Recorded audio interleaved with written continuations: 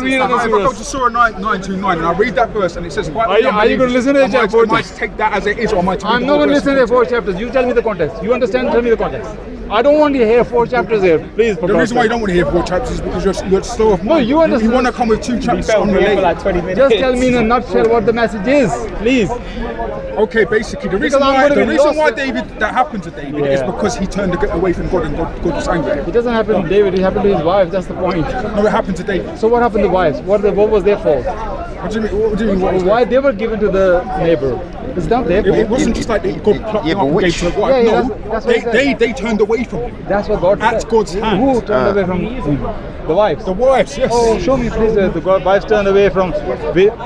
But the word says, you commit the sin, so I'm going to give your wife. When God says in the Bible, in But talking over me doesn't make you right. Listen. No, to be fair, this is important. When God says during the Israelite time, I gave up them to the Israelites, or I gave them up to the Canaanites, he's not saying that he literally took the Canaanites up one by one and gave them to the Canaanites. No, he's saying I gave them up to their desires, their innate desires, and they allowed that to happen to the wives. The wives. You are conflating 2 different contexts. Here is the wives that went after, that left from David, that descended from David. Anyway, they were made sent by God. So when God say I will give, that doesn't mean that He's giving. He says that is in going to that happen. context. In that context, his wives' hearts were giving up to those people. But show me where it says that. Show me. It doesn't have to be. anyway. I see. So I'm going to take your word. The reason why it doesn't have to be literal. Okay. Okay. This is your defense because I haven't read the whole Old Testament. No. The verse. Where did you say concubines? Which verse? Okay. Is it this one? I will show you. I'll show you. You can only talk to one person at a time.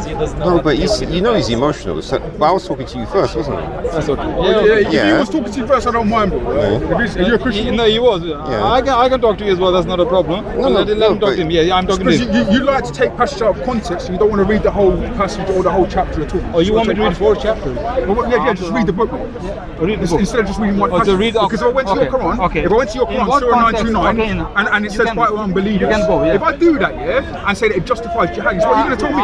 You're going to tell me to read the whole chapter? I'll answer you. I will never say that. I will never say that read the whole chapter. Anybody would. Any Muslim I've spoken to in this park has said, read the whole chapter, bro. It doesn't say that. So ask them then. I didn't say that read the whole chapter. I will only say. Are you Muslim? Are you Muslim or not, Abbas? Yes or no? Let's not play dumb.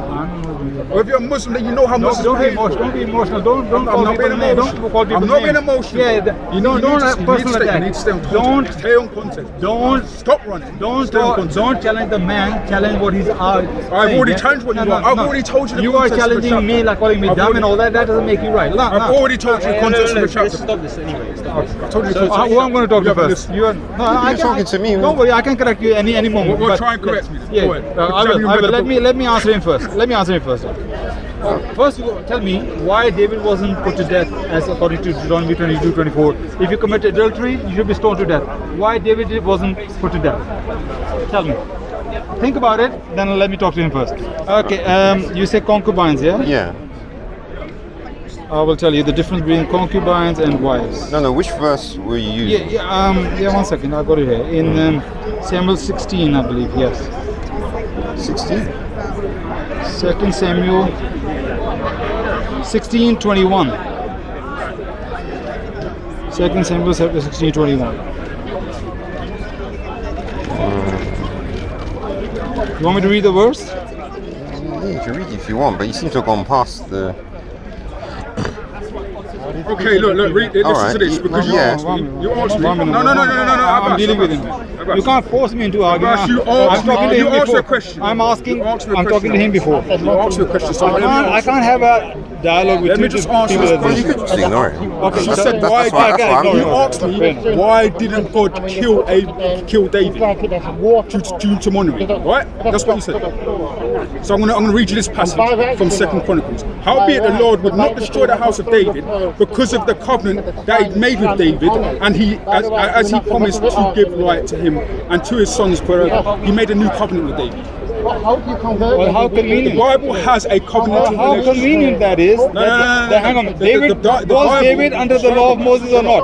Was David? The sorry, Bible what is has a that? covenant. What is that? Shut up. The Bible has Okay, a I'm not even talking to you. relationship. You don't want to listen. Improve your manners before you No, come to talk improve to your me. manners because you like to talk. Okay. You don't want to all right. listen. Okay, I can't But come. you've already been schooled. I can't come down to your level. I'm afraid your level is too low. Sorry. You've already been schooled. Yeah. It's done for you. It's over for you. Okay. This is the way I argue. Calling people dumb, calling shut up, and you've been schooled. Won the argument. Well done. All right. Good so, Christian. Okay, so you're going to bring the word?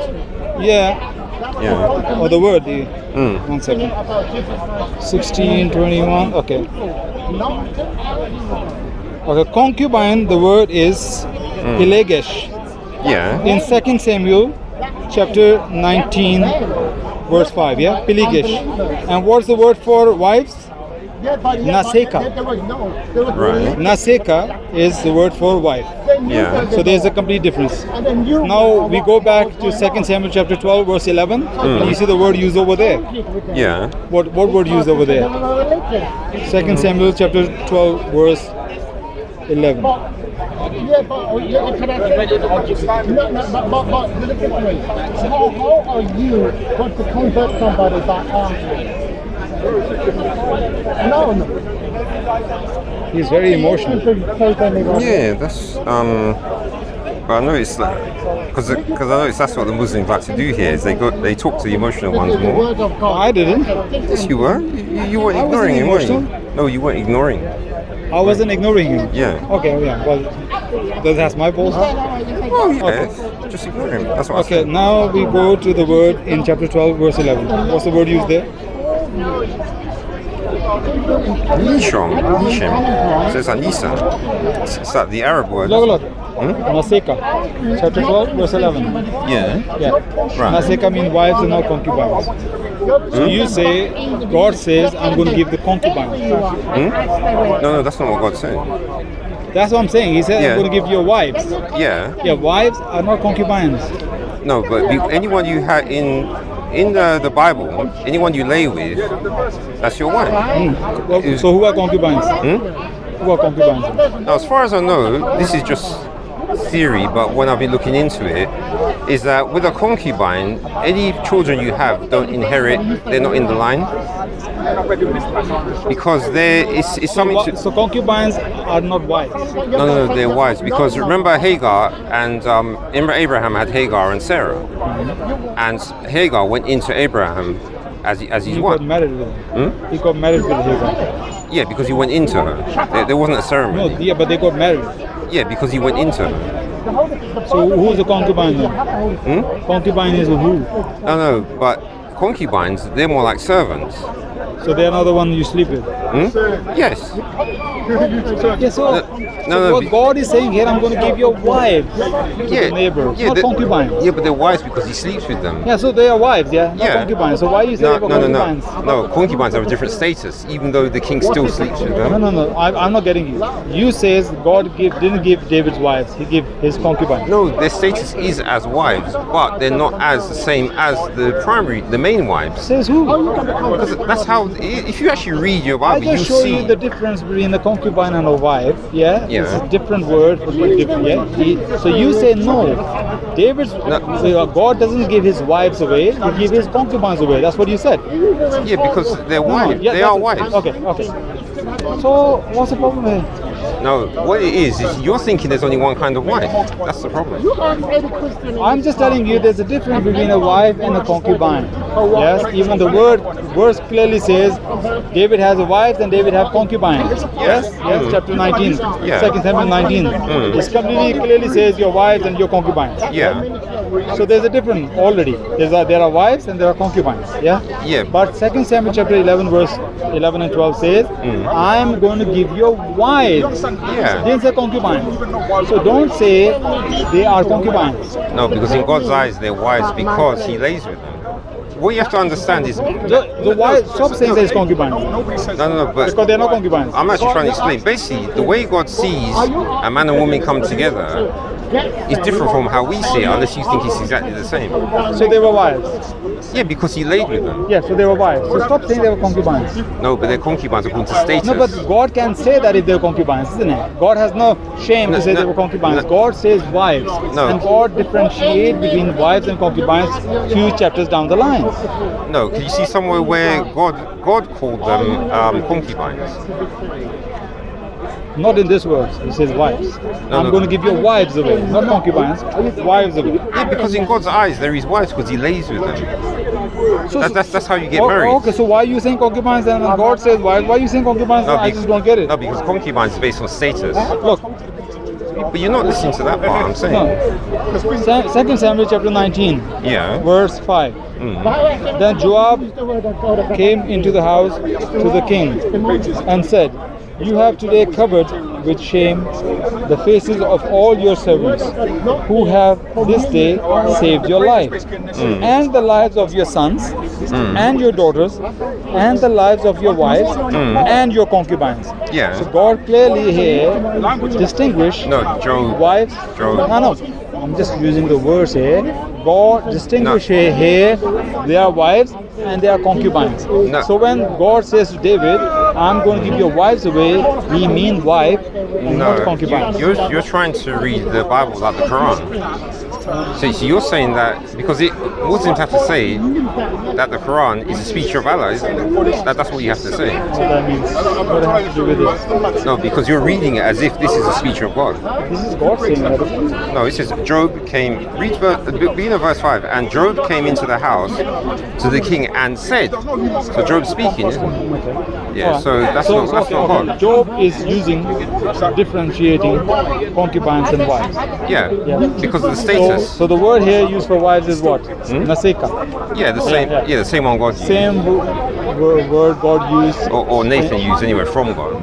Yeah. Yeah. So he said wives. He could have said concubines, pilgrimage. No. But here's the thing: if you have, say, if you have, like with Muhammad, he's got wives, and then he's got like the slave girls, like Maria the Copt. So Maria the Copt is She was not a wife. Right.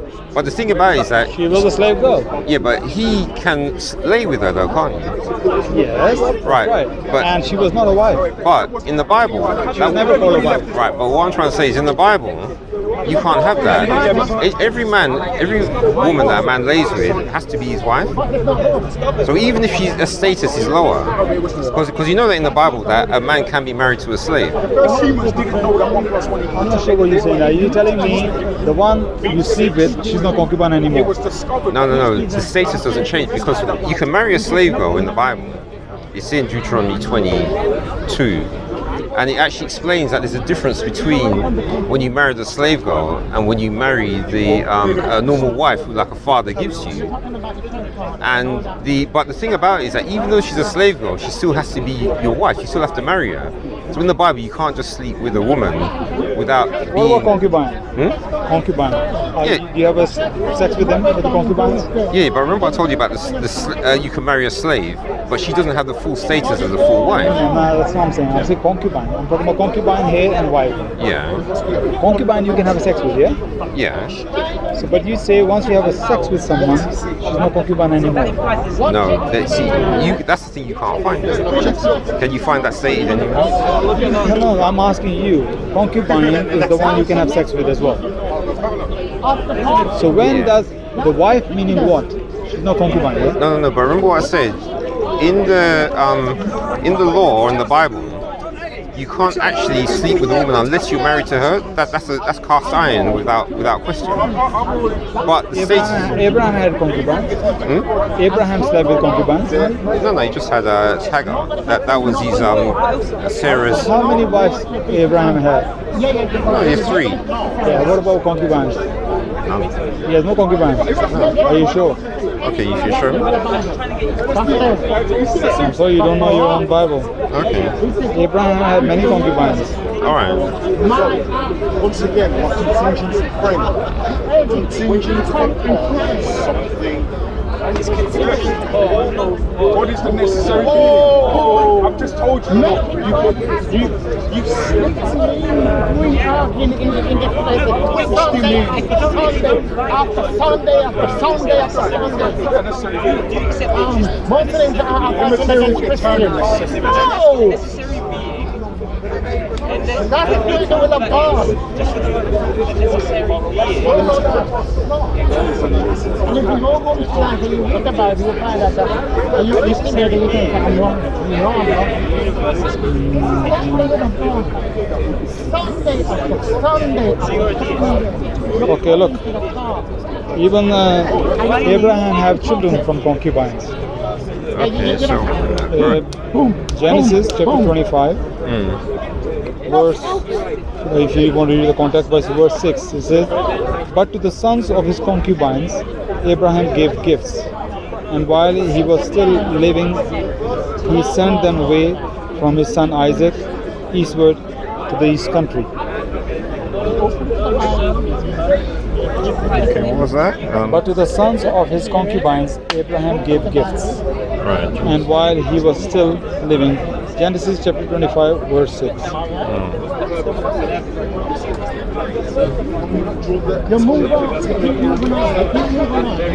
And there's another verse in Chronicle. We say Keturah. Keturah, who was Keturah to Abraham? Who was Keturah to Abraham? Keturah. Oh, that was his wife. No, according to that. 1 Chronicles chapter 1 verse 32, he says, "The sons of Keturah, Abraham's concubine. She bore Zimran, Joksha, Medan, Midian." So Keturah was not a wife, she was a concubine. Right. Okay, so go to verse 1 of chapter 25. Which one? Genesis? Yeah, you're on chapter 25. No, but I go Chronicles about the Keturah. The one you say wife, she was not wife, she was a concubine. Yeah, but then just go back to, so go to Genesis 25. Just go to verse 1. Abraham took another wife whose name was Keturah. Yeah, she bore. So it's a contradiction here. No, it's because you don't. Remember what I was saying to you about when you lay with someone, in God's eyes they're a wife, but because of their status, men will use a different name for them. Because of their status, they are not wives. No. I need to get to the point. What is your problem when God say, "I'm going to give you wives to your neighbors"? But you somehow saying they were not wives. That's not what I'm saying. So what's the problem here then? No, what I'm When I saying. say God gave David's wives to the others, what's your objection to that then? Huh? What is your objection to that? Oh. They were David's wives given to the neighbor. What's your objection to that? Why are you objecting to that? No, because in the end, okay, so if we go with that, he gave the wives, so which wives were given? And you say they were concubines. No, but I'm asking you, so which wives do you think were Doesn't given? matter which wives, they were wives. They were his wives, that's it. And it doesn't matter if they were from the high status or from the low status, they were his wives. Yeah, so now you're saying it properly. Huh? Now you're saying it properly. You said status, isn't it? I'm saying according to you. I'm not agreeing with that. Oh, so you don't- I'm saying even if that's the case, Right. they were still his wives. Yeah? So you don't agree? Why he gave them to the neighbor when the fall was of David's? Nothing to do with them. Even high status or low status, it has nothing to do with what David did. First of all, David should be punished by stone to death, which doesn't happen conveniently. Then his wives, who he sleeps with, they have to sleep with the neighbors. By the way, that's adultery anyway. That was adultery anyway. Yeah, and he got put to death for that. No, So. there's no God conveniently. He, what was the word? Facilitate adultery. That's another issue. So The same thing as well. God was the one who caused it. No, he facilitated adultery. What does that mean? Meaning that David committed adultery with Bathsheba. And God says in 2 Samuel chapter 12 verse 12, what you did in secret, I will do that in the open.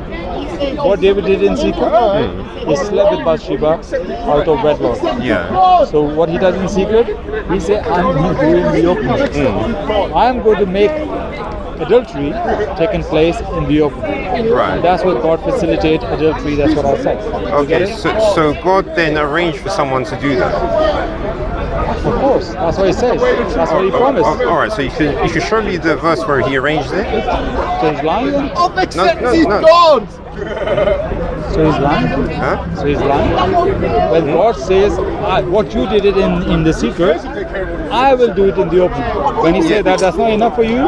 Yeah. God say that he will do that? No, but when God's saying that, how is he going to achieve it? Achieve it or not? Let's say if he doesn't achieve. Let's say it doesn't happen. That means God lied. Huh? That means God lied. No, it did happen.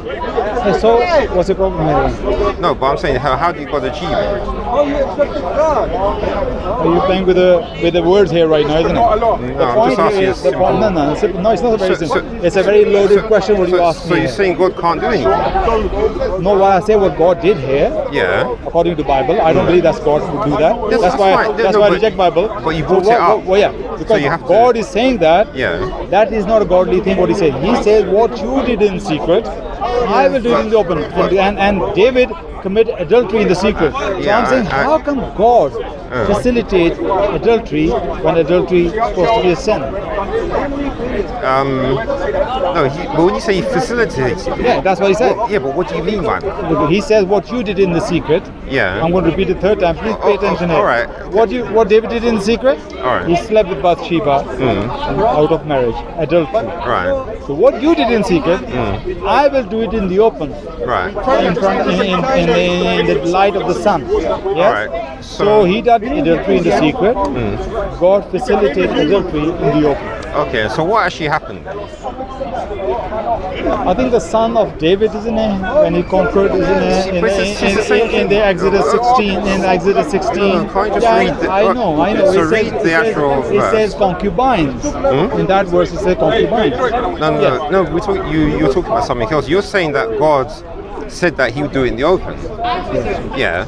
And that happens, So- isn't it? In the tent, when the Yeah. sun came, in the tent, it was put tent on the roof, I know, but and he slept That's with fine. the, But with the wife. who made the suggestion to do that? It was one of the David's right-hand man, isn't it? Yeah. And so you're saying that God told that right hand man to tell Absalom to do that? Oh, that has nothing to do with it. No, but I'm trying to work out how. God makes his ways to things to happen. Yes. So Right, whatever it is we see it in the bigger picture is the doing of God. Right. So you're saying God mind control that guy to then. Everything, God control everything. Absolutely. So he controlled the guy's mind. Absolutely. That's what you think? Yeah, absolutely. Because when God promised something, God will make sure that will happen. Oh, I just realized why. Because second Samuel, it doesn't say that will happen. It doesn't say that. But you know what it is? It's because the way you see it is how it is with Allah in the Quran. Because remember about what Adam said to Moses. Don't run to Hadith.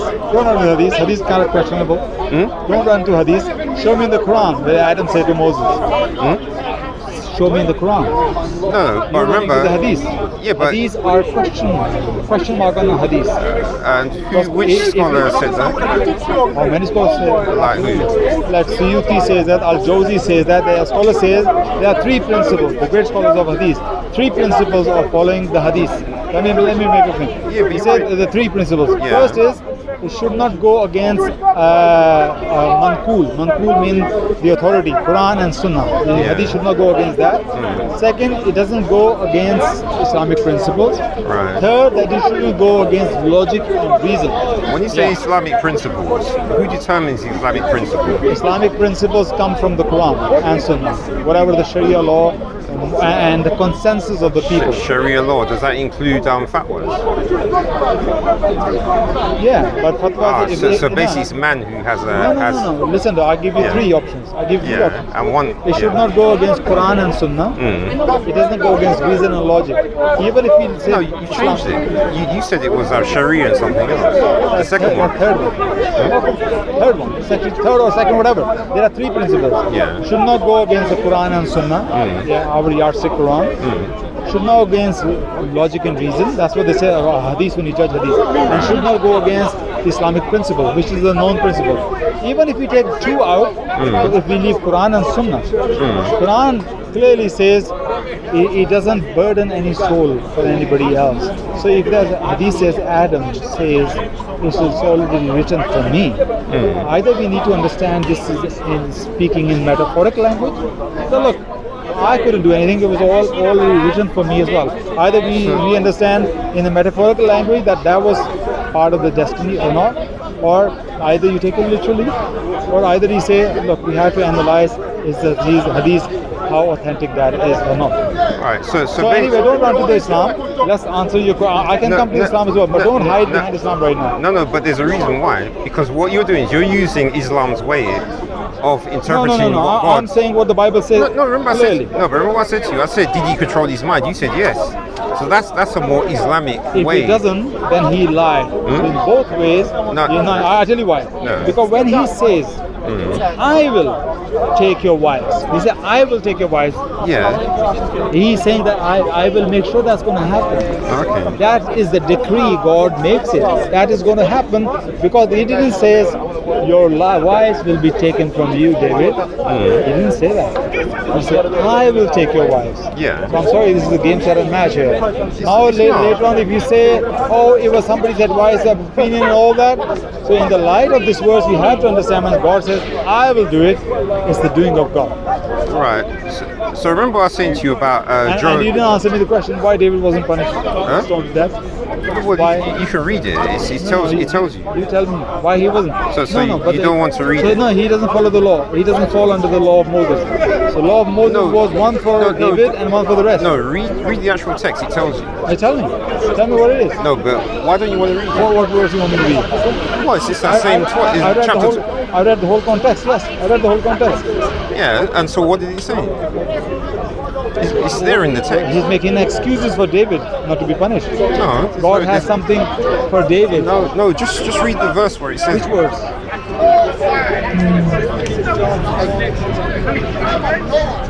This is behold. Yeah, there you go. Because by this deed you have utterly Nathan. I think it's at the top.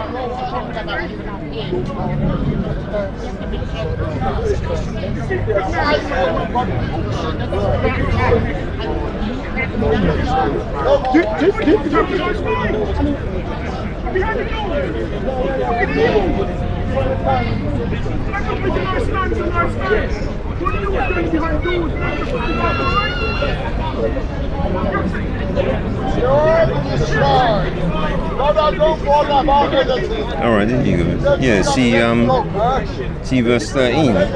David said to Nathan, I have sinned against the Lord. And Nathan said to David, the Lord also has put away your sin, you shall not die. So why God put away sin? Why? When the law says if you commit adultery, you should be stoned to death. Right. Deuteronomy 22 verse 24. It's clear, that's the law. So David, why he was... So does God ever show mercy in the Bible? Show me another place where somebody committed adultery, God says, or knowingly committed adultery. Knowingly, yes? Not like Lot slept with his daughters, by any. That was before the law of Moses anyway. Yeah. So you're saying the law actually is flexible. For some it can apply and some it cannot. No. How that fair then? No, God can show mercy. Yeah, mercy is one thing and justice is another thing. Yeah, but so God can show mercy. God show mercy to some people and not to the other. That's to me is what you call it selective. Right. So the law doesn't apply on David conveniently because God showed mercy. No, that's not what it means. When God shows mercy, He shows mercy. It's man who carries out the law. So can God be unjust then? Can God be unjust? No. So one law for the rest and one law for David. What mercy is that? That's injustice. No. What God does, He can show mercy because He made everything. He gave life, so He takes it away. But because we don't give life, what's the law for them? What is the law for them? The law for us. We can't kill someone. No, and so you're going to pay the consequences, isn't it? If you break the law, you're going to pay the consequences, yes? Yeah, but God can show mercy. But so David didn't pay the consequences. Because God showed mercy. So that to me injustice. Because if you ask people who were stoned to death, who committed adultery, if they were stoned to death, But when it comes to David, God show mercy. That's very convenient. People say, this is not justice. I'm sorry, you are merciful God, but that's not just. But I already showed you in Exodus 20. Remember, it's a few months ago. I explained that already. Where it says in Exodus 20, where He shows mercy He visits the iniquity of to the ones who hate That's another Him. injustice, actually. That's another injustice. Oh, so people who hate Him to visit iniquity on. Hate who? The parents who commit No, the sin. that's a different one as well. Yeah, people who do things against God, He visits the iniquity against them. The fathers, iniquities of the fathers Yeah, to the children. Yeah. Children who hate Him. Children who hate Him. No, of their parents. So parents commit the sin. They hate God, but the children have to pay the price. Where's the mercy here? No, but that's because they're sinning against God. With children. No, the people are. Yeah, but why the children have to pay the price? Because that's how it is with God when you sin against So Him. where's the mercy? My parent commit the sin. My parent commit the sin, but my children have to pay for it. They have nothing to do with my sin. You know, the mercy is when He says He shows mercy to the ones who loves Him and keeps His commandment. Okay, so He doesn't show mercy on everybody. No, if someone loves Him and keeps His commandment, then He shows mercy to them. What's so godly about it? If somebody loves you, Jesus says in the Bible, those who love you, what is the point? I'm paraphrasing it, that if you love them, even a tax collector loves them. But you love those who hate you. So that is different statement from God. He loves those who love Him, or He shows mercy to those who love Him. And keep His commandments. Problem is not here. Problem is the parents. They are the sinners. In Exodus chapter 20 verse 5. Parents are the one who done the sin. God visited the iniquity of the parents to the third and fourth generation. Yeah, because that's the price you pay for going against. But what is the fault of the children? That's not my point. What's the fault of the children? No, that's just the price that's paid. Say that's justice, please. No, that's how God does things because of how holy He is. Say that's just. Yeah, that's how God does things. No, my God don't do that. Right. My God is just He says, do not let hatred of people come between you and justice. All right, which verse is that? Chapter 5 verse 8. Do not let hatred of people come between you and justice. So when it comes to God, do it, yes or no? Yes.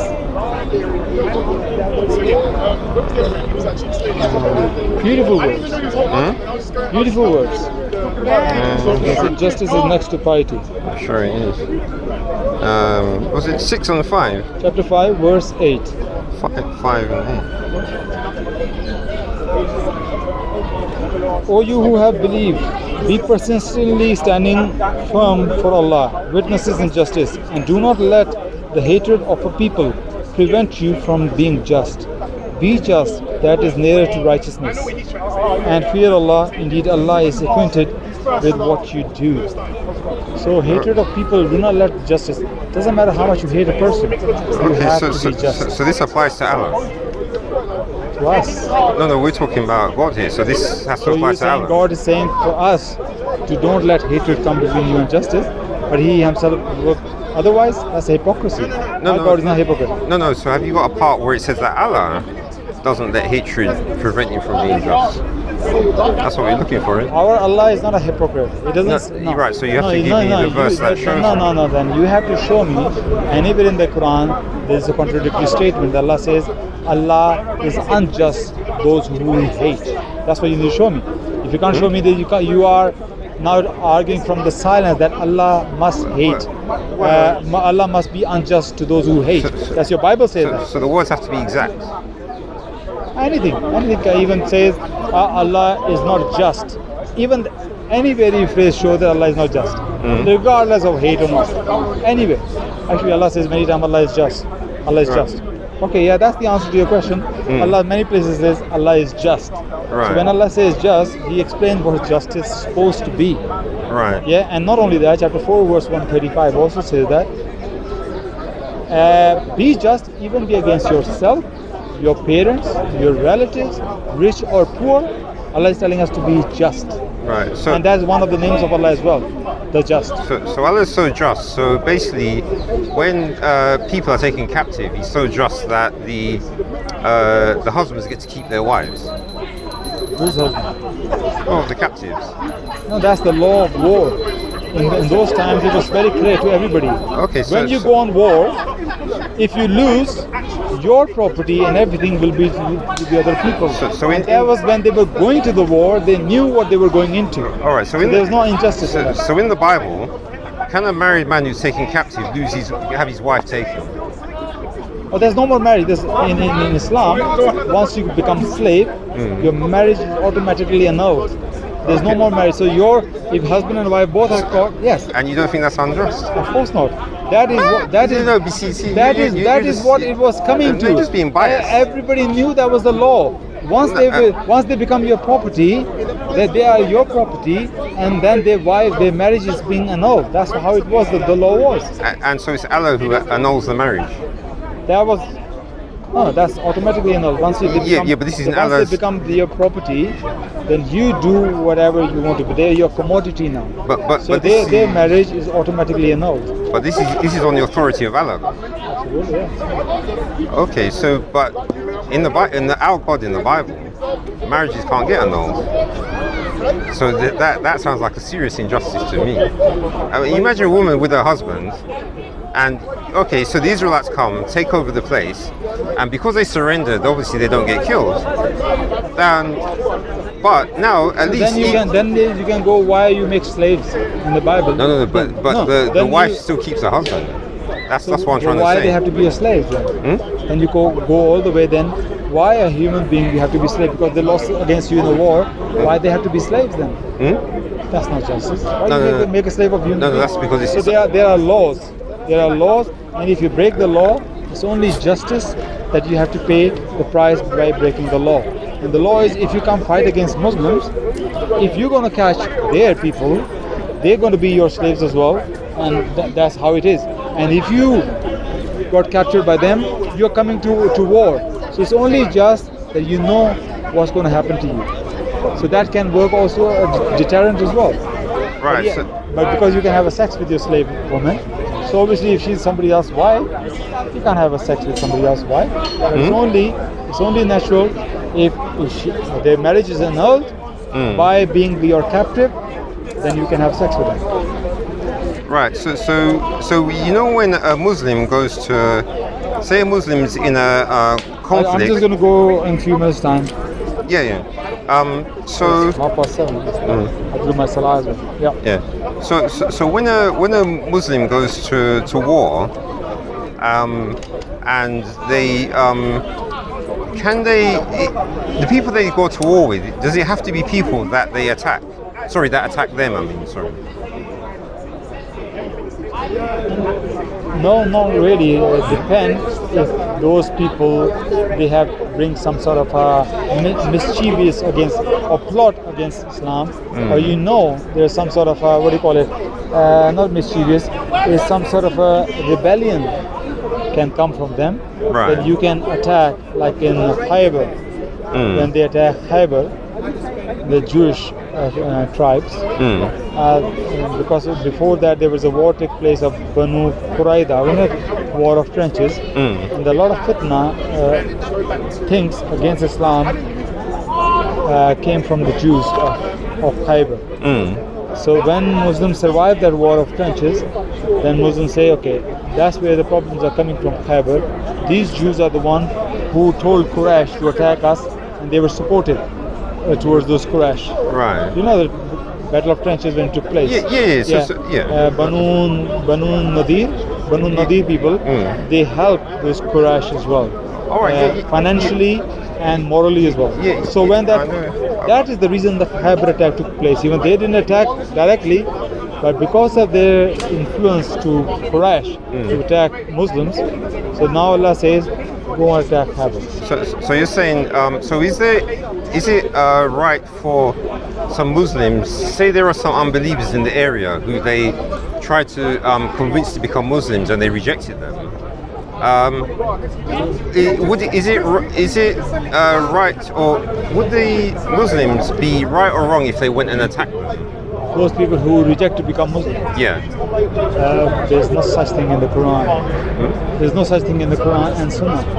Oh, no, but what I'm wondering is, If some Muslims do that, I don't follow Muslims, I follow Quran and Sunnah. all right, but you say that those Muslims would be wrong to do that. If it's completely, what do you call it, there is a completely nothing wrong these people have done. Only the wrong they done was they don't want to accept Islam. If any Muslim done that, of course it's wrong.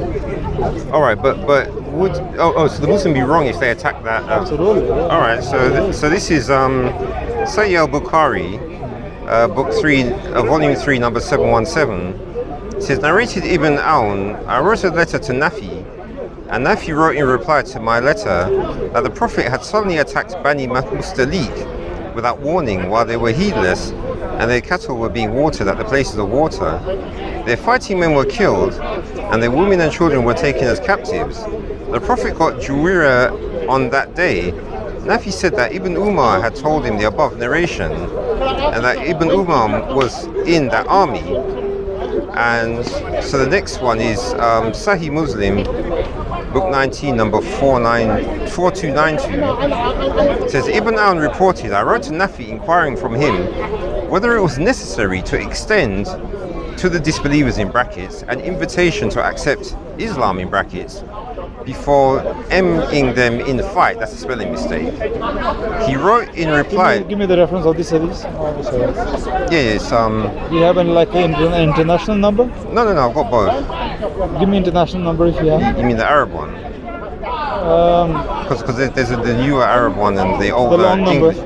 The long number, not the volume and the book and everything. Just give me one like number. Well, the 100. It must be in hundreds. Yeah. Well, you want the Sahih Muslim? Yeah. Well, well, the Arabic is book 32, number 1. Book 32, number 1. Yeah. Sahih Muslim. Oh, okay, sorry. 1 second. Let's find the hadith. Book 32. The book of Jihad and Expeditions. It's come from Ibn Or, yeah? Ibn On, yeah? Yeah, that's the one. Yeah. I wrote to Nafi inquiring from him whether it was necessary to extend. I'm not going to read in the brackets. Okay. I'm going to read what the hadith says. To extend an invitation to accept before meeting them in fight. He wrote to me that it was necessary in the early days of Islam. The Messenger of Allah ﷺ, made a raid upon Banu Mustalik while they were unaware, and their cattle were having a drink at the water. He killed those who fought and imprisoned others. On that very day, he captured Uriah bint al-Harith, Nafi. Nafi said that this tradition was related to him by Abdullah ibn Umar, who was among the raiding troops. So, Banu Mustalik, yeah? So your problem here is Actually, do you want to read that heading? permissibility of raiding the kuffar who have been reached with the call of Islam without giving prior warning. So do you Who think that? have been reached. So do you think that scholar's a liar? No, hang on a minute. Who has been reached with the call of Islam without giving prior warning. So, is that what all their crime was, Banu Mustalik? We need to read what Banu Mustalik have done before. It's possible that this Banu Mustalik were part of the people who attacked Muslims before, or they were part of the treaty. They probably had a treaty with Muslims before, and now they break the treaty, because in the Quran chapter clearly says, chapter 9 verse 5 and 6 and 7 says, kill all those people who do not believe in Islam, but those who have treaty with you, Right. those who have treaty with you, not them, or kill all the mushriks. So basically meaning that it's possible that they had a treaty with Islam before. Treaty means peace treaty. So if they break any treaty, then you're back to war. But no, it's the scholar who disagrees with you, because it was the scholar that put that heading at the top, wasn't it? But no. Yeah. But he's not saying that this is not talking about the treaty or not treaty. He's only saying that those people, without warning, you can attack them. Yes. Now, let's say they break the treaty to us. Now, I don't have to tell them I'm going to war with you. Now, once you break the peace treaty, what that means, the sign of peace treaty mean now we're back enemies again. So now if my trade caravan going from Medina, since there are no more peace treaty anymore, they can attack my caravan anytime. So now it's legit for me, since they show the intent that we are not in peace treaty anymore. So they show the intent, they are our enemy, so we can go attack them without warning. So it could also mean that as well, unless we know what the background of the Banu Mustalik was, who Banu Mustalik was. Right, but you see, the reason why I brought this out is that, see, you're saying about how the God in the Bible is unjust, and what you're citing is what happened with David. But what I'm trying to say is that you can say that, but what if we now go by what Jesus would say, the fruits, which is the results of the teachings? Now we end up with a different. The question you asked me a question. Can you go on a war with the people who reject to accept Islam? Yeah. That's what your question was. Yeah. This has nothing to do with it. He says you can go attack them without warning. So this is saying that some people, Banu Mustalik, Muhammad Sallallahu Alaihi Wasallam went without warning attack. Now we need to know what Banu Mustalik's crime was. What their crime was. The whole point here is, can you go to attack people who are not Muslim and they're without warning? It doesn't say go attack them if they don't accept Islam. It's not saying that. It's not saying that. But if there was a history, wouldn't you think the scholar would have put that in the heading to say the scholar just put the reason. Can you go to war with people who you don't warn? Can you go and attack people who Islam has reached them? Yeah, can you go? Meaning Banu Mustalik, they knew Islam, what Islam is. Of course, that's why they probably. Well, I'm just putting into my inference here. They knew Islam and they were enemies of Islam. So they knew about Islam, they rejected Islam. Muhammad Sallallahu Alaihi Wasallam didn't warn them and attack them. But what about in the middle? They reject Islam, but they were also enemies of Islam. So it's only covering two fields there. Can you attack somebody who rejects Islam without warning? Yes? But it's not saying that what their crime was. Right, but you say that they were. Their crime was not only that rejecting Islam. It's not saying that. You're reading into it. Yeah, but you're saying that they were enemies of Islam. Because Quran did say that clearly, chapter 9, verse 5 to 7, if you read it, those who, even the mushriks, even if they have treaty with them, if they stand by their treaty, don't attack them. We need to go what the treaty is about. Treaty was about peace. No more fight between you and us. Any tribe is your friend, they are our friends. Any of our tribes, our friends, they're your friends. So there was a joint treaty. That's why conquest of Makkah took place, because one of the tribes of Quraysh, the friends of the Quraysh, they attacked Muhammad Sallallahu Alaihi Wasallam's friends. So Muhammad Sallallahu Alaihi Wasallam says three things to the Quraysh. Give those tribes to us. Yes? Who are the guilty ones? If you don't want to do that, then you separate themselves from that tribe so we can attack them. Yes? Or ready for war. They say neither we're going to give them who done that to you, neither we're going to separate ourselves from them. Muhammad said, really? Okay, treaty is broken now. But that was the point of the treaty. None of you will attack any of ours. So this is what the treaty was. If you break the treaty, your intent is now enemy in war. So once somebody's intent show that I'm enemy, they are legit to fight, to attack them. Even they didn't attack you, even they break treaty, meaning you are their target now, legit target, and they're your legit target. So you can attack them. But you realize that what you just said there, so that then means that regardless of how we might interpret the Quran and the Bible, the end result is that you're saying that if you have someone who breaks a treaty, you can attack them without warning. But in Deuteronomy, whenever there's a town that the Israelites were to approach, they were supposed to. The first thing they always have to do is to go to that town and proclaim peace to it. And if they accept the peace, then they become their servants. So they are not. If they say, okay, we don't want peace with you. Yeah, then they fight them. Why? They are not fighting with you. They say we just don't want peace with you. No, that's how God ordered it. So what happened in Genesis 3, I think? You know. It's in the garden. No, sorry, Deuteronomy 3. Sorry. You know, Hishon, the king Hishon, Oh, you're talking about the one where they were fighting. They had to. What was their crime? All their crime was that they wanted Joshua and his people. They wanted the pathway to cross through their land. Yes, and they refused them. Yeah. So why they had to attack them? They said we don't want you to go past through our. They're not attacking them. They're not saying we're going to kill you. All they're saying is you can't go through our land. So why God says just destroy them, kill them, don't leave anything alive, don't leave anything to breathe. Oh no, because that's what God's orders were from the beginning for that land. No, they were not for that land. They were not going after that land. Joshua, children of Israel, they just wanted a pathway. We're going to go through your land. We buy food from you. We buy water from you. We just want a land to pass by. Not that we are taking over.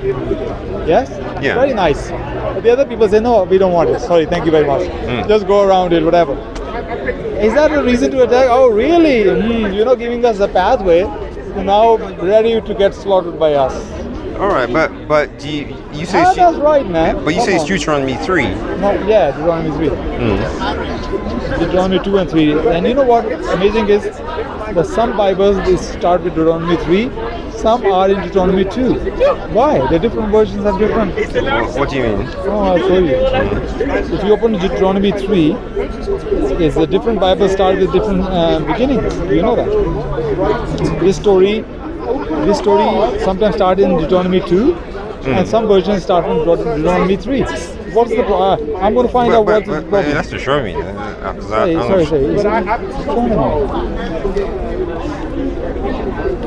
Hey, it is Deuteronomy.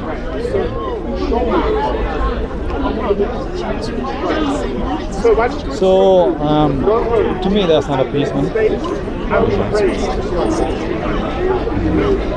Okay, let's see then.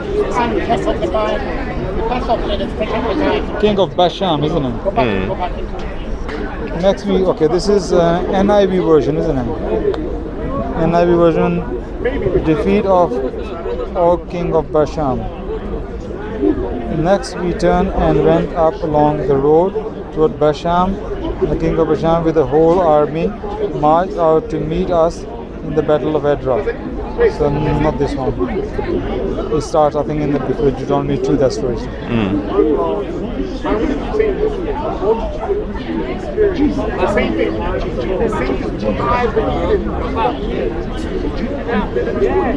Why I can't find things when I'm on the spot? Why I don't find things when I'm on the spot? What you should do is you should bookmark them. That's what I did bookmark them.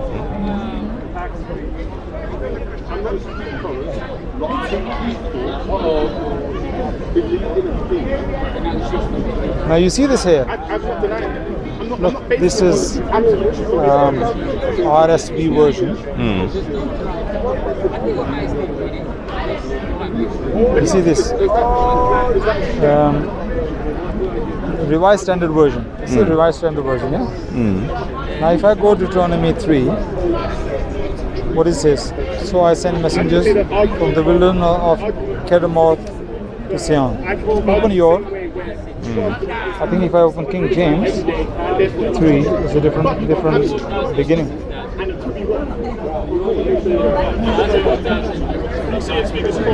See that? King James says, then we turned and went up the way of Basham. Yeah, Deuteronomy 3, yes? And look, RSV. So I send messengers from the Deuteronomy 3. Different altogether. Because in King James, this story is 12-13 verses before in Deuteronomy 2. Some Bibles follow. They use the Septuagint translation rather than the Masoretic text. So what happened to the verses in the middle? Anyway, it could be because they use the Septuagint. I'll look into it, but to me it's quite weird. In this one it starts from Deuteronomy 3, but in the King James, if you go, is this same story it's in the middle of Deuteronomy 2. Yeah, but the way you can find out is that what was that RSV? Yeah, that was RSV, Revised Standard Version. Yeah, because I don't think the RSV follows the Masoretic text. Yeah, look, here in the King James, Deuteronomy 2 verse 26. But the other one, Deuteronomy 3 verse 1. Anyway, Well, actually, if you point here is, look, it clearly says that let me pass through your land. I will go only by the road. I will turn aside neither to the right nor to the left. You shall sell me food for money, that I may eat, and give me water for money, that I may drink. Only let me pass through on foot. Very nice, very peaceful thing to say. That's very nice.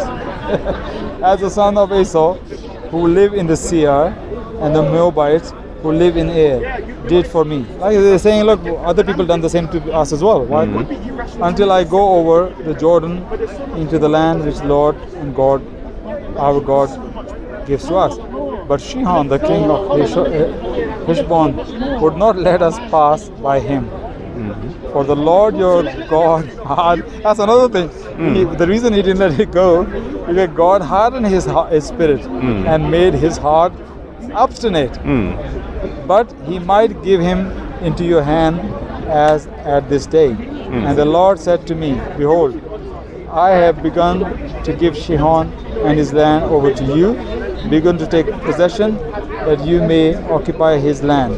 Yeah, so he's giving them the land. Yeah, the guys just say, I don't want you to pass through me. Yeah, He's not offering war or anything. He just say, I'm sorry, you can't. So God say, really? He's like a bully, isn't it? Bully God, give me your phone. He say, no, I don't want to give. Really? No, I ask you nicely. But I'm good. But that's already explained in Exodus that the ones who You talk about justice here. This is a bullying. This is like a gangster. I mean, I'm asking you nicely, but if you don't, I'm not going to accept you no though. I'm just telling you. So you better say yes. Even if you say, what about if I say no? You're done.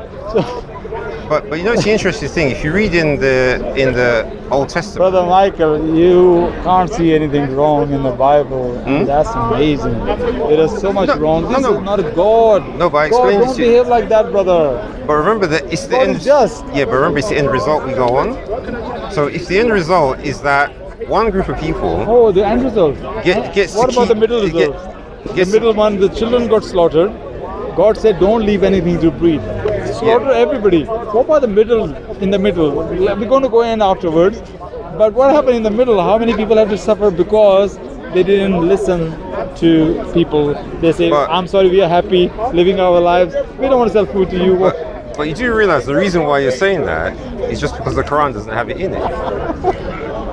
No, So- no, so- it's not. so- I'm not saying that. so you're Even if I'm saying- atheist, I would say this is not just, man. No, we have to use the Quran. So in the Quran, when the children of Israel in the Quran went into the land, they basically just walked straight in and no one died. Is that what you're saying? Show me in the Quran it says that they fight with the people, and Right. not only fight with the people, they kill everything to breathe. Not only you fight sometimes, you fight with the warriors. You kill the warriors, yes, and you don't kill the women and the children, or animals. You don't. Islam says you don't even supposed to burn down the trees when you go on war. Don't attack. Hadith says don't attack the person working in the field. Here it says you even kill the animals. But I couldn't tell if you're answering my question or not. Huh? So in the Quran, when the children of Israel, it's Surah 2, isn't it, that describes it. So when they went into the land, you're saying that as they went on that journey, they just basically walked in and no one died. Yeah, why not? That's what you're saying. Oh. So basically, the people who were there, they just disappeared. No. Or what happened? Anybody attack them or threatens them, fight, kill. Actually, Quran did say that. Oh, all right. Quran did say that there was a place there. There's a city. Moses, God said, take over that city. Quran did say that. Clearly say that, take over that city. Right. That is for you. But Quran didn't say that slaughter everything, kill everybody, don't leave anything to breed. Right. So basically, in the history, we can go into history and see that all those people who the children of Israel in the Quran went to had dealings with, they all survived, and all their women and children were fine. In the history. Yeah. Okay, so God said kill everybody, don't leave anything to breed. No, we're talking Quran. No, Quran. Yeah. In the Quran we find they survived. Yeah, but this is the thing. Quran is not in detail. So if we go by truth, The Quran didn't give any detailed picture of things. right? But if we look at actually what happens, doesn't it match more with what happened in the Bible about they getting wiped out? Who was wiped out? People still live. All right. People still alive all over. So if you go to Jericho, you find a big city there with walls around it and loads of people inside it. The people over time, the civilizations change. So they leave a big, huge. Some civilizations disappear. They moved on somewhere else. Maybe the land was not as fertile. People just move on many different places. And some people have been destroyed by God as well. Yeah, for their wrongdoings, and God liked people a lot. They were destroyed. There were civilizations. There Thamud as well, and there was Ad. People were destroyed. But you are speaking hypothetically here. We don't know how they died. We're not saying it was the people slaughtered them, kill everything. We're not saying that. Okay. But your Bible is saying that. Quran never said that. So the Quran you're using hypothetical situation. Right. So essentially, it sounds like what you're saying is that what we should go by is what sounds nice. No. But if something matches reality No, I'm more, not we saying should that. reject I'm it. not saying that. I'm saying that if these people threaten, Moses and Israel and all that, God give them permission to fight them and kill them. Yes, and they kill their warriors, and the women they make them slaves, and the children make them slaves. But the Bible says they kill everything, destroy everything. That's what never ever our Quran ever said that. Right. Never Quran give us permission of human beings in any time that kill everything that breathes, even animals. Quran never. But you realize what that means. So what that means is that the Quran doesn't have a proper explanation for why certain groups of people are not there anymore. Quran clearly laid down the principle, and the Sunnah clearly laid down the principle what needs to be done. But it doesn't match history. That's what I'm saying. How it doesn't match history? So where Jericho? Where do you think that? What you think the people just decided to? What history says of Jericho? Not Bible. What history says of it? Well, obviously they don't have a history from that time, but they know the location. No. Out of Bible, what Jericho history is, not the Bible. What the Jericho history is outside the Bible. Oh, we talk about history. I don't think. How they disappear? What happened to them? I don't think there's much history about it. So you are saying. But they have disappeared. That's what I'm trying to say. Jericho disappeared. Yeah, there's. Can you see a big city there with huge walls around it? Okay, so according to Bible, they were killed in Jericho. They were big civilization. Massive civilization. Where about they live? No, it's Jericho. It's just to east of Jordan, just southeast. How big the civilization was? I don't know, but it's a big city, and obviously it was in the land that Israel possessed. So the actual area is still called Jericho. Just there's no people. There's no big civilization there anymore. Many reasons. They went to so many wars. Many people got killed. The women got slaves or whatever, and then they just moved on. And maybe there was no enough food over there. There were not enough men. They moved on. Could be many different reasons. So what you say? So you were saying it. If so only the reason is because God says kill everybody. That is and burn the place. Yeah. That what I just cannot accept. That the God says kill everybody. And what was their mistake? Fault was Jericho. What they did? They didn't let the people pass. It's not based on that. Basically, when God gave the commandment that the people in that area should be wiped out anyway. For what reason? No, because He said. For what reason? That's what I'm saying. My God would not do that. My God would not say that if there's no reason. If these people are, for example, I just give you an example. I'm not going to Jericho. I don't know the history of Jericho. I'm giving you this example of these people. God already planned what He's going to do. So actually, God is playing takiya here. You know takiya? Islamic term takiya. Hiding something. He's just like lying. God already planned what is going to happen to these people. Yeah. He says, I'm going to harden his heart. Just go and ask permission. Yeah. But you know what's going to happen? He's not going to give you permission. Surprise, surprise. Why? Because I'm going to harden his heart. Because I already planned this land is yours. So what's the point of asking, can we pass through? When God knows He's going to say no. Reason? Because God hardened his heart. Reason? Because God already planned this place for the children of Israel. Come on, this is God? This is not God. This is unbelievably deceptive God, not God, it's a demon. Anyway, no. I got to go. I got to my prayer as well, and I got to go now. Yeah, but Lovely talking to you, and my back is hurting so bad. you should walk more because that's what I find. If you don't walk enough, your back will hurt. Yeah? Yeah. Man, my back, we have 4-5 years I have problems in my back. Do you walk like a mile a day? Oh no. You don't. No. Well, I used to drive, isn't it? At the moment I'm not driving, but I used to drive and I hardly ever walk. So, and driving doesn't help as well while doing cabbing. But No, you need, because I always make sure I always do at least a mile you know a what I day. did the other day, 3-4 weeks ago? I walked from, you know where Vauxhall is?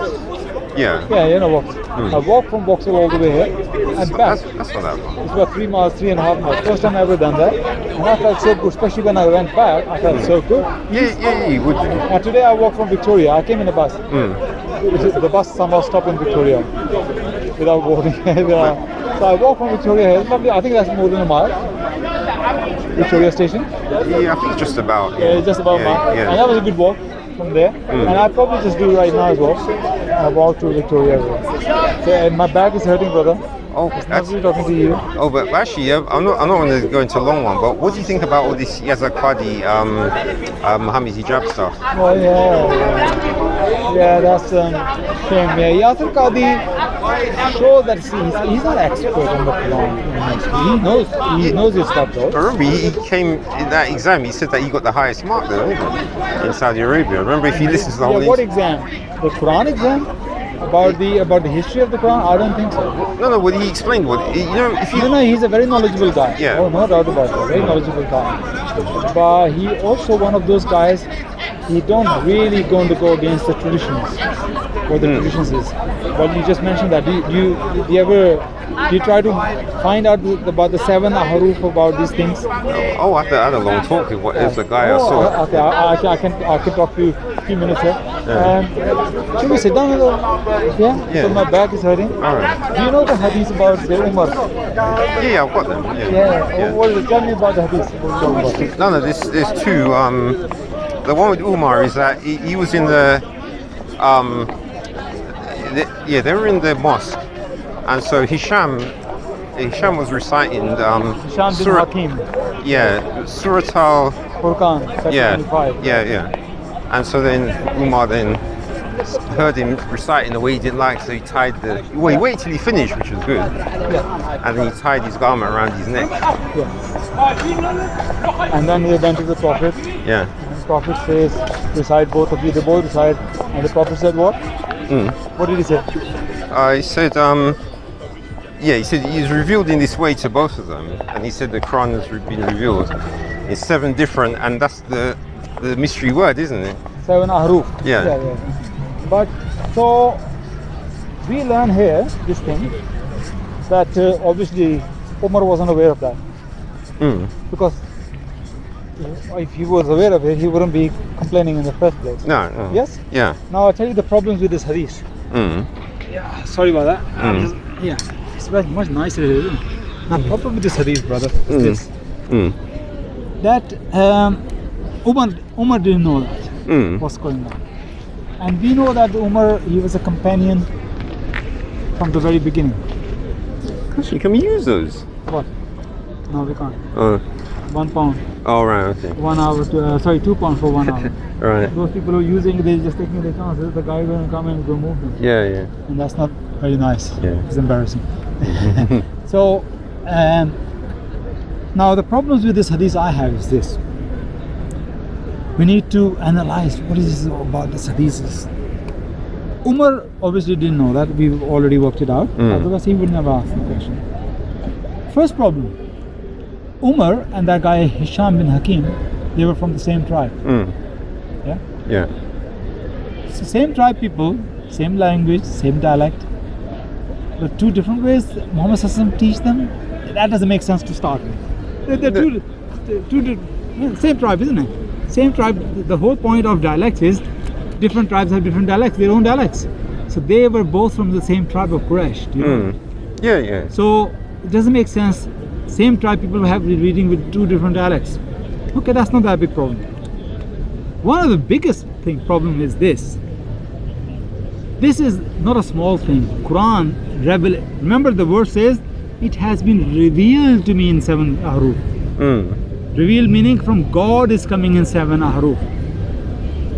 So this thing, revelation that the Prophet is receiving in different dialects, Umar wasn't aware of it. The guy who was close with him every single time, he was actually advising him something, and the Quranic verses coming because Umar is writing something there. Now this man, Hisham bin Hakim, who was he? He was brother-in-law of Muhammad Sallallahu Alaihi Wasallam. Yeah, because he appears in some hadiths as well. Khadija, you know Khadija? The first wife of Alright, Muhammad? yeah. He was her cousin, and he is the man who gave Zayd bin Haritha, the slave, as a gift, wedding gift to Muhammad Sallallahu Alaihi Wasallam and Khadija in their marriage. This guy didn't become Muslim, you know until when? Until the conquest of Makkah. Okay. Meaning he became Muslim 2.5 years before the death of Muhammad Sallallahu Alaihi Wasallam. Right. Now, Yeah, I see what you're saying. obviously this thing take place Yeah. after that. So you are telling me for 15 years it was revelation coming in different dialects. Umar is everywhere with Muhammad Sallallahu Alaihi Wasallam going everywhere. He didn't know that's happening. That what 7? I didn't know that. I mean, come on, are you kidding me? Seriously? Trust me, go home and look for yourself. See everything what I'm saying is a lie. Third problem. Actually, the third one is Suyuti. You know, Jalaluddin al-Suyuti, big muhaddis. When he read this hadith, he says, these are the hadiths of one of the ambiguous. I cannot understand this literal meaning of this hadith. This is a small thing I'm giving you, but he did say that this is one of the mutashabihat. Oh, but actually, I was just going to say, do you ever listen to Mufti Abu Layth? Yeah, I do. Did you listen to the last one of the recent ones he did with this Dr. it's like an essay name. Shahzad Salim. Yeah. I bought the book. Oh, that thick book. After listening to that, Okay. I bought the book. The book is sitting in the home with me. Right. Yeah, and the guy, the Shahzad Salim, he's a student of a man who I follow mostly. Right. Javed Ahmed Ghamidi. And he's living in Malaysia now because in Pakistan is death threats on him because he's the one who reject many of their hadiths, not all hadiths. He's the one who write before this one I'm just telling you. In his book called Mizan, in Mizan he mentioned this problem of the 7 ahruf. Right. This thing in the Quranic, in the chapter of the Quran. So this is a very valid question marks. How Umar didn't know for 15 years as a Muslim? The guy. So the biggest one of the big one as well is the one of the narrator in the hadith called Zuhri. Zuhri, he is the one of the narrator. You know what the scholars talk about him? Imam Abu Dawud, the hadith. Yeah. He said 50% of the hadith. Zuhri narrated 2,000 hadith, more than 2,000. He said 50% of these hadith are mursal. They are not being relied upon. 50%. Imam Shafi, he said this man is guilty of idraj. Idraj means somebody who interprets things into. But which man? Zuhri. All right. The one of the narrator of this hadith. All right. Is Zuhri. Abu Dawud's the hadith. one who was a student of Urwa. Urwa was a nephew of Aisha. Okay. So Urwa is narrating from 3 other people in the middle. Yeah. Okay. Urwa get from 3 people. Okay. Umar radhiyallahu anhu on top. Umar said that he got from 3 people under him. Those 3 people narrate, but after 3 people is only one person. Urwa. Right. Who we can trust? Urwa we can trust. Urwa is narrating about this. But who is the student of Urwa? Zuhri. Right. And again from Urwa is only one person who got it. Zuhri. From Zuhri, he got 8 students. I got the whole graph of this hadith. 8 students narrate from, but all 8 students heard from only Zuhri. Nobody else. Yeah. Now Zuhri is a man who is guilty of idraj. Idraj means he interpolate. He insert things into the hadith. Right. And there are scholars are saying that. I can show you the full which scholar says about him. They say he was guilty of that. He's also guilty of when you deliberately ignore the person in the middle. Tadlis, mudallis. The tadlis mean you deliberately say a word like, for example, Michael said this. I didn't say that I heard from Michael. If you say I heard from Michael, that meaning you directly heard from him. Yeah. Yeah, or Michael told me is more stronger than you say Michael said this. That is the ambiguous statement. You know why? Because somebody told you, I heard from Michael, Michael still told you. So you say, okay. Yeah. What you're saying is that when you say someone said it, Yeah. You know, it could be someone told you that. Exactly. Yeah. So this guy is guilty of using the word in Arabic He said this. Oh, right. He said. Yeah, right. Unless you say akhbarna, he told me. Yeah. So this hadith, Zuhri is in the middle, and he's the man who's guilty of tadlis and idraj. Mudarrij, he said one of the worst of the mudarris and tadlis. And one more thing, he's one of the biggest students of Zuhri. Zuhri is a big scholar though, I'm saying. But from what time? What time? He was like, he died in 120 Hijrah. All right. Yeah. So he was not a companion, he's tabi, like followers of the companions. He met companions in his lifetime. Right. But one of his brightest students was Imam Malik. You know, one of the Aima? Yeah, Imam Malik. And Imam Malik, Zuhri has 2,000 hadiths.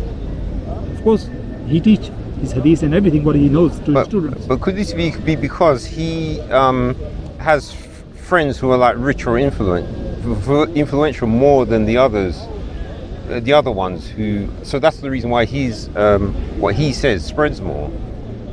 Well, he was a big teacher as well. He's known to have many students. But you must have had a backer though, because usually a teacher, you're gonna need money or some resources from somewhere to be able to teach a lot of people. So someone must have backed he him. was a student of Urwa, who was a nephew of Aisha.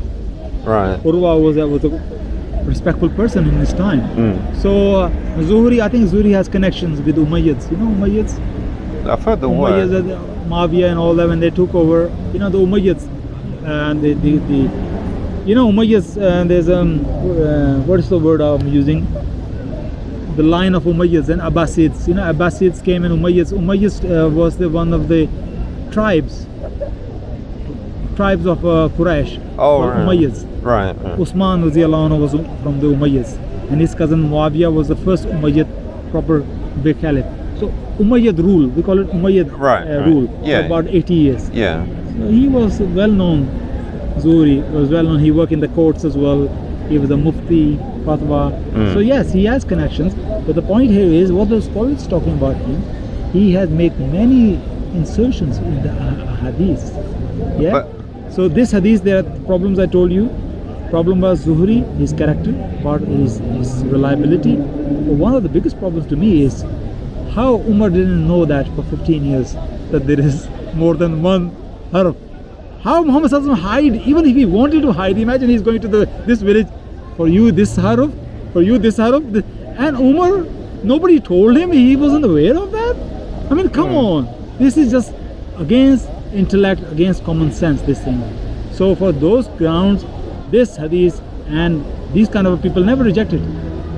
Yasir Qadi will never reject this hadith, because he will be, how dare you rejecting the scholars for centuries of following this hadith. But come on man, try to use your logic here. Try to use your logic and intellect. I mean, this is something, revelation coming in 7 different words, and the one of the closest man to Muhammad, his father-in-law, he didn't know that. But even Ubay bin Ka'b didn't know that. There's another one, Ubay bin Ka'b didn't know that as well. But actually, I don't know if you I don't know if it's the Bukhari one.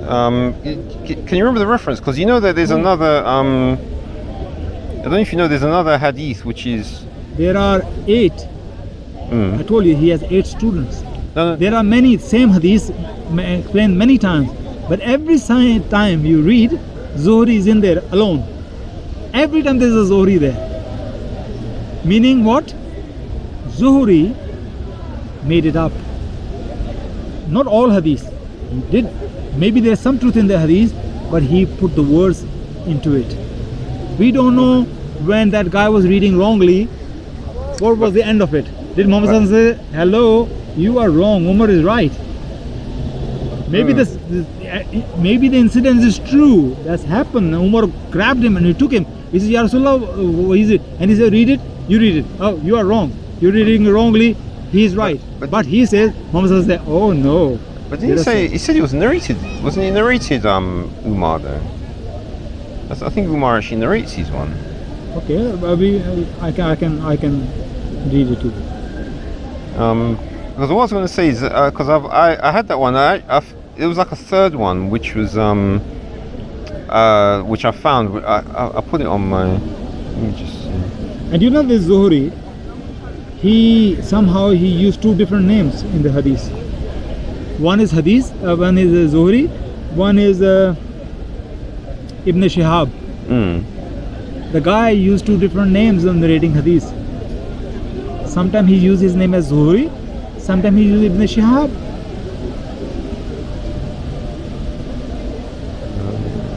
Yeah, he says, look, narrated Umar bin al-Khattab. Yeah, I heard. Look, but we go to Arabic. Look, I got Arabic here. If in Arabic you say Hadathna, okay. When we're going to go Umar is the last one. Before when Hadith starts, it's always the last person. Umar bin al-Khattab, yeah? Samitna, Umar narrated. But where's Zuhri gone? An Abdullah bin Rahman, an Abdul Qari, anna Kala Samitna Umar ibn al-Khattab. Yeah, here's the word he used. Look, Ibn Shihab. Zuhri also have another title called Ibn Shihab. Ibn Shihab and Zuhri is the same person. That's another thing. Why he used two different names? Oh, is that the list of? Is that the? Yeah. This is start from there. Right. This guy says this. This is the one who's close to Bukhari. Yeah. Going to go end to the end of the chain. End of the chain will be Umar. So Hadathna Abdullah bin Yusuf. Akhbarna. Yes, he said akhbarna. Yeah, or I heard. Yeah, meaning I heard physically. Yeah, I heard Malik. Oh, so in the chain, it gives a quote from what the person says. Yeah. Did he hear, or he said? Right. When he say un means he said.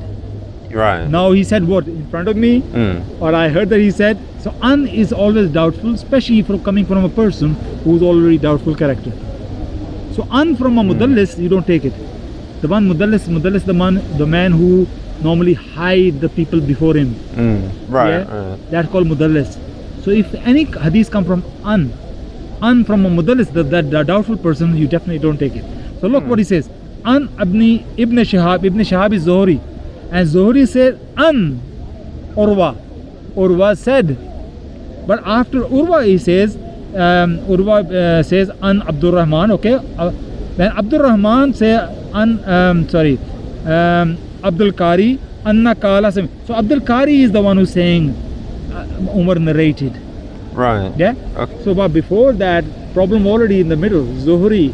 And the problem I'm saying with this hadith, if it comes from different people, then it becomes more solid. But there is a person in the middle is only one. It comes from 8 different sources, but in the middle is always single person called Zuhri. And I'll give you my reason and logic that the biggest problem to me is it's not possible, brother. It's not possible. The Umar who sleep and fight and live with Muhammad Sallallahu Alaihi Wasallam for years since Makkah, and he's finding out 2 years before the death of Muhammad Sallallahu Alaihi Wasallam. I mean, this is beyond logic, bro. And that book actually, I listen to Mufti Abu Laid, and I think he makes a lot of sense. And I think on the same line as Shabir Ali, Mufti Abu Laid, and Ahmadi, which I follow. Yeah. I follow the same line. Hadith Sahih or not Sahih, we still have to analyze it. Oh, actually, I've got this other one. Yeah. It's because Umar is in books is 66:14. Which book? You were just on it there. The one I was reading. Yeah, narrated Umar. Yeah. Just go to the one above it, 13. Is it 66? Well, that's the Arabic. Book 44, where Hadith 9. You mean? That was the one? No. Okay, give me the number of the Hadith. Well, the English is Yeah. volume 6, number 513. 513. Yeah. Because I hear they changed it again, haven't they? Similar hadith? No. It's Is not similar. narrated by Aisha? No. What number have you got? They say 513. By Yeah. which book? Bukhari? No, yeah, Bukhari. Okay, sorry. Bukhari 513. Yeah, volume 6. 513. Oh, it's narrated by you as well. Narrated by me. Okay. Anas bin Malik. Sorry. Okay. Narrated Abdullah bin Abbas, yes. Allah Messenger Sallallahu Alaihi Wasallam said, Gabriel recited the Quran to me in one way. Then I requested him and continued asking him to recite it in another ways. And he recited it in several ways till he ultimately recited in 7 different haruf. You seen that one? Look at the man in the middle. Yeah, I'm sure it's your same guy. No, Eh? the same. I'm telling you. Right. I'm saying that, yes. Yeah. The guy in the middle is always Ibn Shihab. Well, obviously I can't read that. No, this is Arabic. Ibn Shihab is same as Zuhri, the same Right. guy. And he same come from Hadathna Abdullah, Abdullah and Ibn Abbas. Okay.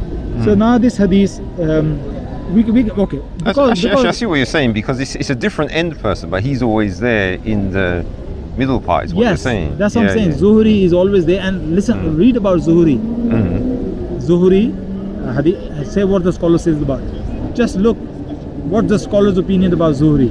Scholar like Imam Shafi, Ibn Jarir, the one who write about the Bukhari's commentary of book, Ibn Jarir, they all say he is one of the worst of the Mudallis and Indraj and Mudarrij. He's guilty of both, interpolating things into it. Have you ever heard the hadith of Muhammad Sallallahu Alaihi Wasallam that he tried to commit suicide? He threw himself off the cliff, but David Wood likes that one. Who is the one quoting it? Well, I don't know. Zuhri. But on that hadith, he's at least honest. He didn't say that Aisha told me. He quoted that hadith. I'll read that hadith to you. It's very interesting hadith. This hadith is mentioned 3 times. Twice the ending is not there. The ending of that he went up to the mountain. Twice the hadith end, and when the revelation stops, when Waraka died, the revelation stopped. 2 of time it stops there. Third one, addition is there. And what is the addition? Zuhri says, as we have heard that the Prophet used to go up to the mountain. Right. At least he's honest there. He's not saying that Aisha told me that. He said, as we have balagna, we have heard. He's not saying he definitely go there. Like the whole hadith is quoting that Aisha says that this happened, this happened, this happened. But when it comes to this, he says, as we have heard, because he has a reputation himself as well. He didn't want to lie openly. And that's why he always said, he said. Yeah, but you know what you're saying about this guy? Who was the first scholar to call anything through him into question? Well, I guess it has to be Zuhri died 120, isn't it? Okay, I'll tell you what. Who was the first one? That's why I was coming to you. One of his greatest students were Imam Malik, who became one of the Imams. Imam Malik was his student. Now Imam Malik only quoted 200 to 300 hadiths from Zuhri. And he quoted how many hadiths? 2,200. Over 2,000, just 2,000 something. But when Imam Malik died, he has in his compilations of books, and that's Abu Layth says that. And we can analyze that as well. When he died, Imam Malik, he has all the written hadiths of Zuhri, what he taught them. Right. But he never put them in his book called Muwatta Malik. You know the first book of hadith, Muwatta Malik? No, But you don't know. The very first book compiled about hadith is written by Imam Malik. Yeah, but has that been translated? Yes.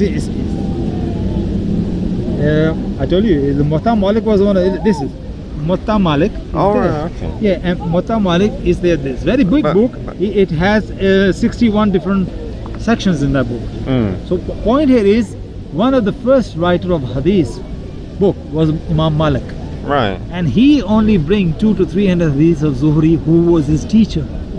He ignored 1700 hadiths from Zuhri. 70 to 1800. He was his teacher. But he is ignoring them. And what about the other hadith about Aisha was 9-year-old? No. That's another called Hisham. That's another one who was a son of Urwa. That's another teacher of Imam Malik. Right. I am going somewhere. I'm digressing. But Imam Malik also didn't bring any single hadith of Aisha was 9 years old when sex. And who was the one who's quoting this hadith? Imam Malik's teacher. So I'm digressing. So what I'm saying is, Zuhri was a dubious person, and who I can bring it to you. Look, the time is like 19 past 8. I've got to go. I can bring it to you the names of the scholars. Actually, I already give you name Ibn Jarir, Imam Shafi, and Imam Abu Dawud. If you look into the internet, go Wikipedia, what Imam Shafi or what scholars think of Zuhri as a hadith narrator, as a narrator. Yeah. You will see, it will give you the references of the books, what they have written.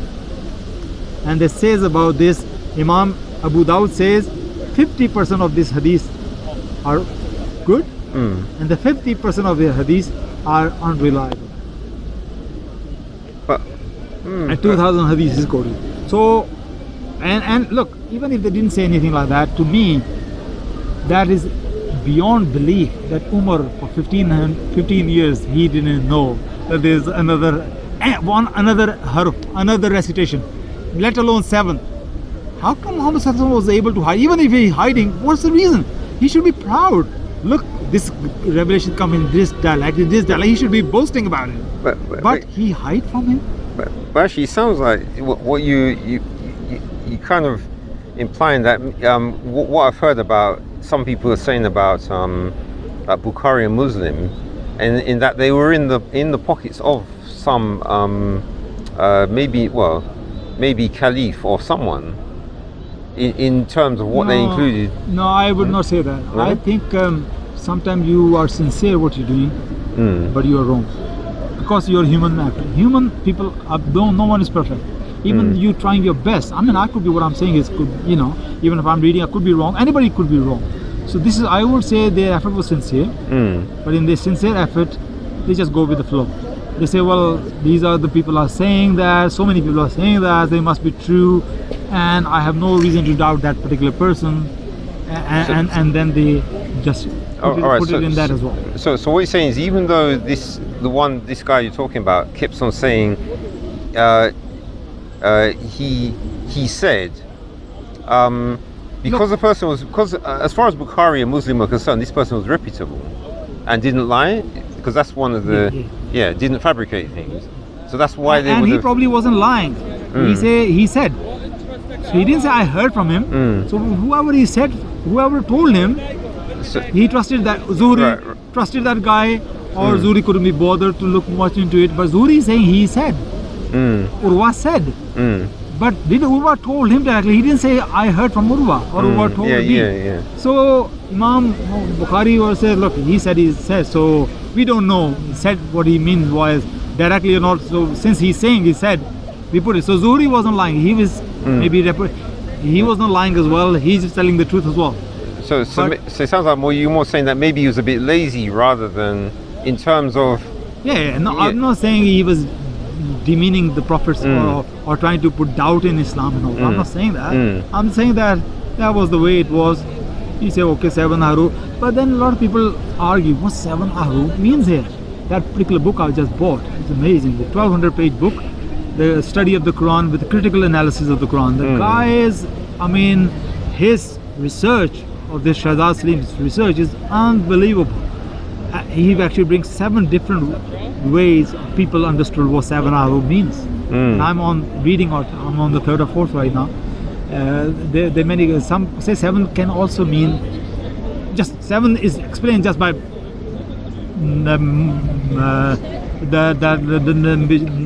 big number. 7 actually means big number. Oh yeah, I think I heard him. 7 also could mean the Quran came in 7 different commands. One command is to correct yourself. One command is for righteousness. And then in that every single section he bring which scholars believe like that, and then he's saying which scholar reject this kind of and why they reject it. It's amazing. But beside that point, to me that hadith by Umar not knowing it is just like one of the big things. It's not possible. It's just like saying that you are my best friend, but for 15 years you didn't know that I have a wife and children, and you are my best friend, but somehow somebody told you I have a wife and children. It's just, how can you be my best friend? We live together and you don't even know I have a wife and children. But Basha, I like Shabir because I think it was... Basha, Abbas. You're calling me Basha? No, because what you were saying there, because I think Shabir Ali was it Shabir was saying, one of them was saying something about that what they were doing at that time, they were more concerned with conquests and like looking after people they've conquered and going out on doing whatever than on collecting the actual like paperwork of the Quran. So because what you're kind of saying is because of that, that's why the recitations.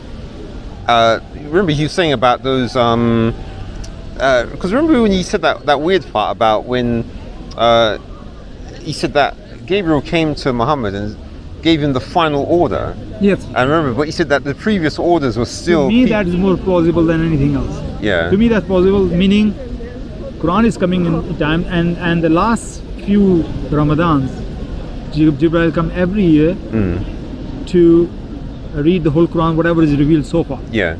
In the last year he read it twice, and that what we call it, the word for that is Qiraatul Amma. Yeah, he kept saying that. Yeah. Qiraatul Amma meaning the common reading, and that's why many scholars saying that since it was the order was different before, so every time he come he's putting in the right order. Yeah, so I believe this is more plausible to me. This is how the 7 recitations were. For example, chapter 5 verse 2 or 3 we says, today we have completed your religion for you, and that's in chapter 5. But that verse comes one of the last verses. Yeah, it's not in order. Yeah. So meaning before that verse is missing in that order. So those who were reading chapter 5, they were not reading that verse because they haven't read it. So when they was put on the order, now the recitation changed because now that verse is in there. To me, this is more plausible to understand. This is what it means. 7 different orders it was compiled, because I think one of the verses in the Quran, Allah says, "Don't recite Quran so fast, your Prophet." Yeah, this is up to us to put the Quran in order. So Allah's this verse in the Quran that Muhammad Sallallahu Alaihi Wasallam used to recite very quickly, so in case he forgot. Allah says, "No, don't worry about it. It's up to us to compile it in the final order." The word is a final order. So we saying that, I say that this is what it is. But people like Yasir Qadhi, and they are afraid of the common Islamic world. They're going to boycott them because this is a big step for them to completely. But he's doing it indirectly though. But he's not brave enough to do that. But I'm sure I've heard you say, you're saying about the Quran. Have you ever said that it's no, I don't think you've ever said that not a dot has changed though. Because I know some people wouldn't say that, but there's some who would do. No. Yeah. I always say that I follow what Quran says. Quran says we have revealed it and we're going to be guard of it. Chapter 18 verse 1 also says that nothing crooked will enter into the Quran. Chapter 41 verse 42 also say that nothing will come from behind it or from behind. Meaning Allah is saying this Quran will be preserved. Now Allah never said that. If anybody take it for, if anyone come in the history try to write the wrong Quran, Allah will stop his hands straight away. You can't do that. Allah is not saying that. Allah says we will preserve it. So what we say that today, the man Shahzad Salim in his book, he said it like in his interview. I'm sure he's written somewhere in the book. I haven't finished yet. 97% of the Muslim world right now follow Hafs manuscript. They follow his recitation. 97. Okay, maybe they said 90%. Oh, but notice what you said there. You said manuscript, but it has to be recitation, isn't it? Because there isn't that manuscript, is there? Recitation. Yeah. So Quran, the real preservation of the Quran is recitation, because the name, the clue is in the name. Quran means recitation. Yeah. So Allah guard this Quran from generation to generation through recitation, through memorization, not through manuscripts. No, because even today people are memorizing Quran and they're passing from memorization to memorization. Now I know they have the book in front of them, But if you pick up an Indonesian Muslim today or a British Muslim who they're both memorizing the Quran and in different culture, different background, if you bring them together, they were reciting the same Quran. Apart from 2, 3, 4% people who live in North Africa, they are reciting verse and all that. But the point I'm making here is, when Allah say it's up to me, I am going to preserve, I revealed it and I'm going to guard it. So he fulfilled his promise, meaning majority of the Muslims of the world, 90% plus, are one single recitation. They're reciting one recitation, meaning he preserved it and it's available in its original form today. But you realize that you do have to say though that the recitation that Allah preserved was in multiple ways, and the reason why we know this is because when it came to them putting the diacritical marks on, you can find different Qurans where the marks are different, so that shows you the recitations were slightly different. Because if they're all exactly the same, then all the marks would be in exactly the same place, wouldn't they? You know how they recite? No, when they came to actually write it down with the marks on it, because the marks are what confirm the sound of the words, isn't it? So yes. So if someone gets a recitation and then writes it down with the marks in a different place, that means that recitation that came was actually, the words were different. But do you know that Arabs originally, they didn't know diacritical marks. Arabs didn't need that. Because writing wasn't... They can recite it without diacritical marks. So diacritical marks basically come, people who are non-Arabs, and when the Islam spread, then they start writing Quran. So you're saying there are manuscripts who disagree if the diacritical marks are different. That's what you're saying? No, it's not me, just ask Shabarani. Which manuscripts are you talking about? A Sana manuscript disagree with some other manuscript, or Sana manuscripts itself, if you analyze, underneath have different diacritical marks. That's what you're saying there? Huh? That's what you're saying, that if you analyze, they're inside... No, what I mean is, I'm not even really saying the manuscripts. You know when they had the Egyptian problem where they had to scoop all the Qurans into the Nile? Yeah. So obviously, because they had that discrepancy in it's Cairo, wasn't it?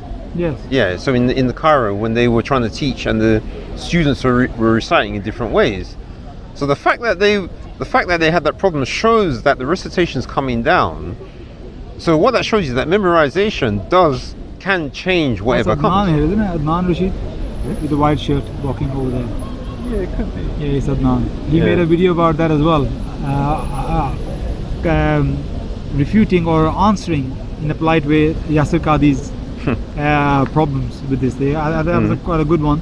But okay, look, I don't know the full story about the Cairo, why they put, which Qurans they put in the Nile, what were they, what they were not. I don't know. Maybe they were all worse versions, which they rejected it. I don't know. They be worse version because in Cairo is North Africa, isn't it? They probably had an influence of worse, and they say all worse are going to go in the Nile. I don't know the history. Do you know which Qurans were they throw in the Nile? No, but recitation did throw. No, but I think this is what they were saying though, is that even with this, even though it's so recent, that they actually covered up what was thrown away. So how they 1924? Yeah. 1924, Islam was for centuries all over the world. So they throw everything which was in Cairo. Okay, then they write this particular manuscript, Quran. Yeah. Yes. So what happened to the Qurans in the rest of the world? In India, in Pakistan, in Saudi Arabia, in Indonesia, in Malaysia, all over the world where the Qurans were. What happened to them then? Well, for what I can see, there weren't any. Basically, like you said, it was recitation. No, they are sure they've written Qurans for centuries. Yeah, centuries but people are reciting Quran. Even let's say there's not a single Quran. Let's say the recitation. So when they write the Quran and they give it to all the world. Let's say hypothetically speaking, they write the 1924 Quran and they spread to the whole world. This is the Quran. Yeah. So you're saying to me, now this particular Quran came and the guy in Indonesia, he recited differently, all in the mosque and everything, and say, we have to change our recitation. Our recitation was so wrong, for centuries we were reciting it. So this 1924 Quran